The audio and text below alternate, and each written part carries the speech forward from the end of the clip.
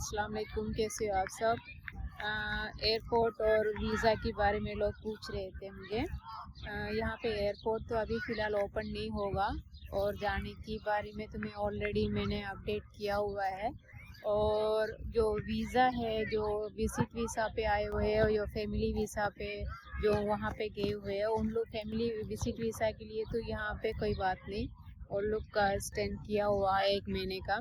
जो वहाँ से गया है ना, इंडिया से या पाकिस्तान या श्रीलंका कहीं किधर भी गए हैं ना, उन लोग की वीज़ा है ना, उनकी वीज़ा 3 महीने के लिए एक्सटेंड किया है। और लोग जैसे एयरपोर्ट खोला है तो वो लोग आ सकते हैं। 3 महीने के लिए गवर्नमेंट ने दिया है। 3 महीने ख़त्म हुआ है, उसके पहले पहले कुछ हो गया तो हो गया, नहीं है तो वो लोग एक्स्ट्रा करेंगे। टेंशन लेने की ज़रूरत नहीं, जहाँ से आप लोग सेफली रहो। यहाँ पे भी देखो, लोग अच्छे खासे एंजॉय कर रहे हैं लाइफ। इधर कोई टेंशन नहीं है, इधर लाइफ नॉर्मल है, और थोड़ी बहुत टेंशन वो सब सही हो जाएगी।